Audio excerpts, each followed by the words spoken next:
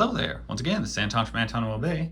Thank you for taking a few minutes out of your day, stop by the collection room, and take a look at what I'm looking at, which today is comics. Another Zenescope comic, and I think DC, the rest of it. These are once again comics that are much newer than I normally ever look at. But I was at a collectible show and all they had were new comics, and they had a big dollar bin of them. So I thought, well, I'll take a look. So I grabbed a few. Like I said, I've never heard of Zenescope till just like a week or two ago. And this Wonderland annual popped out at me because I was like, well, I'm assuming that's an Alice in Wonderland thing. Not positive, but a lot of Zenescope stuff seems to be plays or different takes on old stories like Robin Hood and whatnot. So I thought I'd give it a try, and I see they have a lot of Grimm's fairy tale stuff. I thought I'd give this a whirl, take a look at it. It is a massive book. It is 64 pages. They're not kidding. It's a big, thick book. And for $1, Alice in Wonderland themed, big, thick, modern comic, I'll give it a shot, definitely.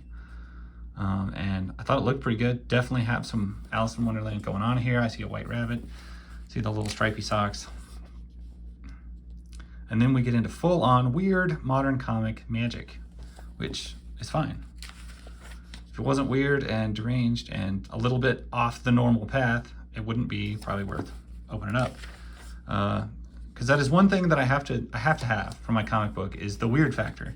And I've noticed a lot of comics don't have the ultra weird factor, the very weird factor, and I find that disappointing. And so when you have all these amazing characters and all these magic plot devices, I need the ultra weird factor, the magic pop that makes me go, ooh, this is weird. I haven't exactly seen this before. Not a hack written story or anything like that, but just something odd enough that grabs my attention, like this big monster. Now, yes, have I seen big monsters before bursting from the ground where people are saying run, looking back at their credits? Yes. But have I seen this monster do that? No. And so I'm pleased enough. I'm guessing it's some sort of big weird caterpillar. There's a mouse on her shoulder talking to her. I'm digging it. Digging all of it. This art's very good. It seems to be conducive to its stuff. That's really creepy. Very creepy. Looks like we're having an Aliens type moment where something is bursting out of Shaggy's stomach. Yeah, I know it's not Shaggy, but it sure looks like him.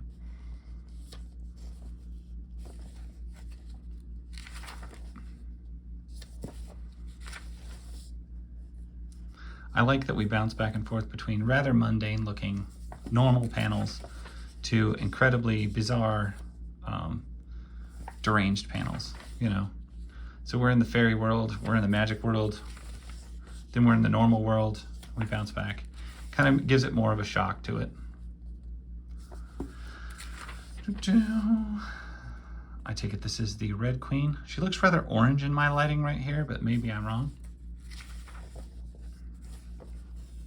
And it looks like she has Beetlejuice powers.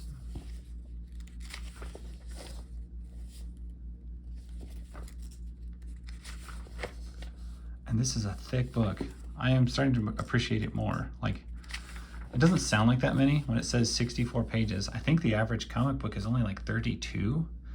And I know I've gotten some issues of some things that are even less. They're down to like 24, some of the crappy, cheap stuff. Or poor independent companies that can't afford all the, or that don't have all the ads and stuff in them. They get cheaper, thinner. But this is a big, thick book, and I don't think I've seen an ad, have I? Well, I'm thinking this looks very good. Not normally, like I said, not normally into a more modern book, but this one does not offend my senses, apparently. Never the end, always the beginning. Life is but a dream. That's a cool way to end it right there. Cool outfit, cool little thing at the bottom. Interesting. And now some ads. Looks like they're going to put it in the back. Grimm's Myths and Legends of Wonderland. This looks like a a clear take on the Jabberwocky.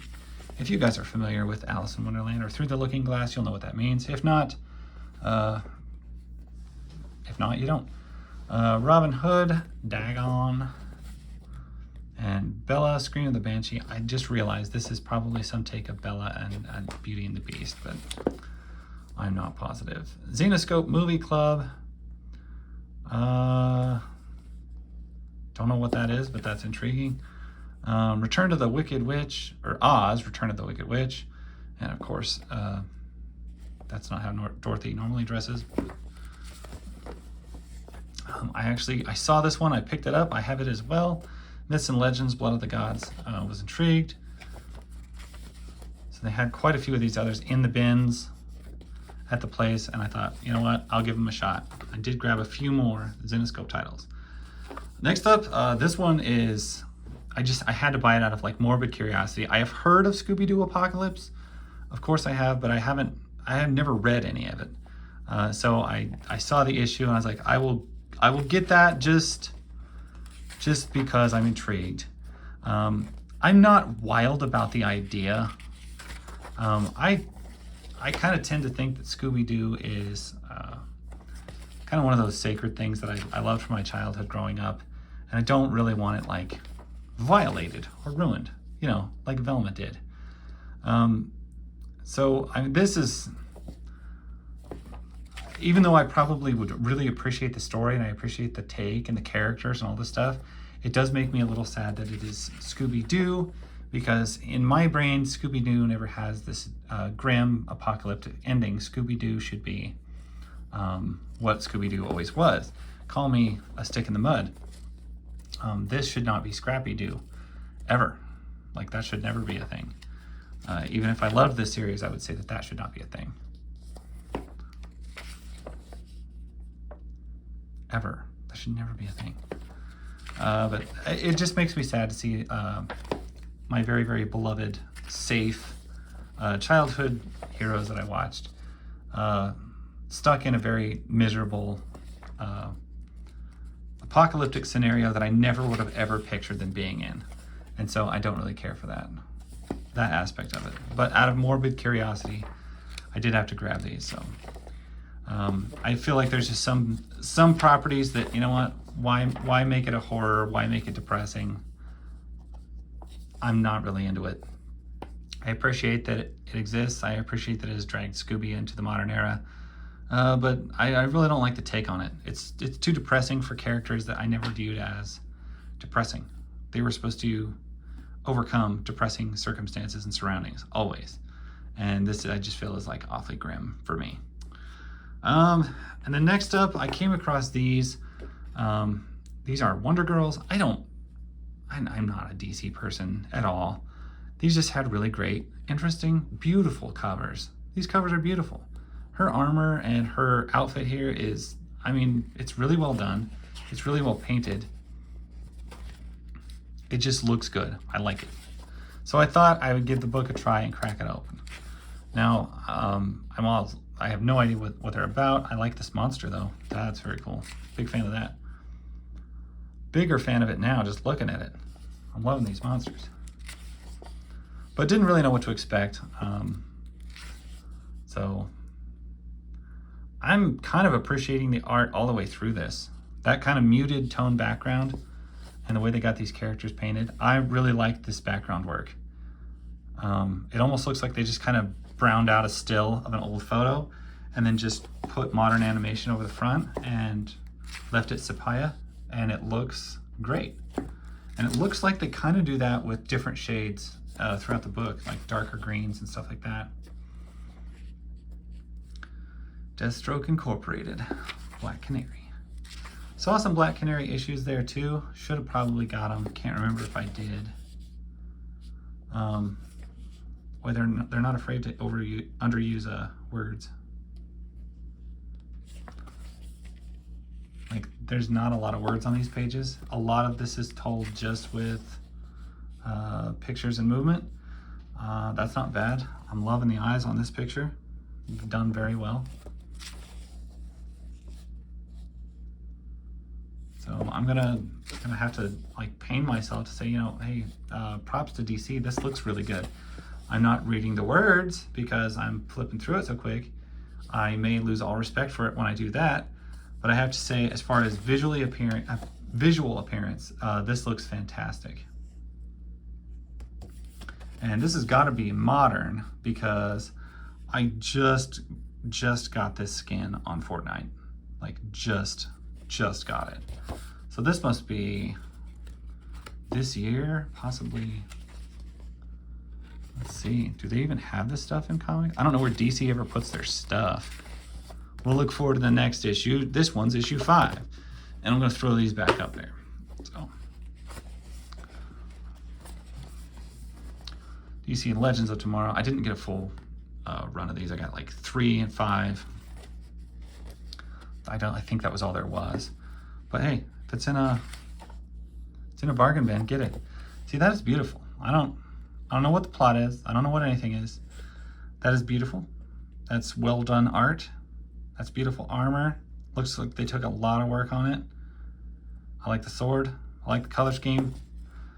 And that's just a visual comment. I mean, I can't say anything about the plot or the story. This could be totally awful and everybody could hate this, which, you know, that seems to be a common theme with a lot of modern comics, but visually, this is a beautiful comic. Can't deny it. Makes me think I should go back and, well, where the heck is the page where it tells you where everything is? Like, I'm not even seeing the artist on here.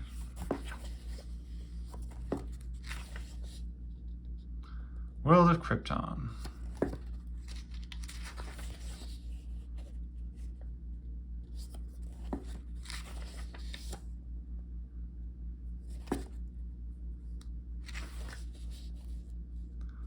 That's a beautiful, beautiful big open page. And they're still sticking to their idea of putting more detail and color into the actual characters and less into the background art, even though the background art is the primary focus of this. It just seems kind of blurred and muted, and I think that's cool. They're not doing much background at all, anywhere in this book, it seems. Which I think I appreciate.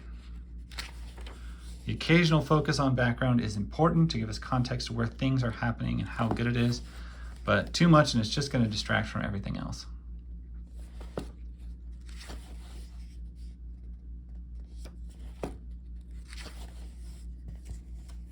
Well, it's Donna Troy. I've seen this Donna Troy figure by McFarlane. I've been very tempted. It's a gorgeous figure, beautiful design, and it's huge. I don't know what that is. Anyway, so that is my little section of a haul. I actually got quite a few issues of stuff from this weekend. And, you know, I'm intrigued by the Scooby Doo Apocalypse, but I gotta say, I'm not loving the idea. I'm just not really feeling it. But you know what? I'm happy with the rest of these, and the fact that I got all of these for $4 total. I can't complain about that. So that's my take.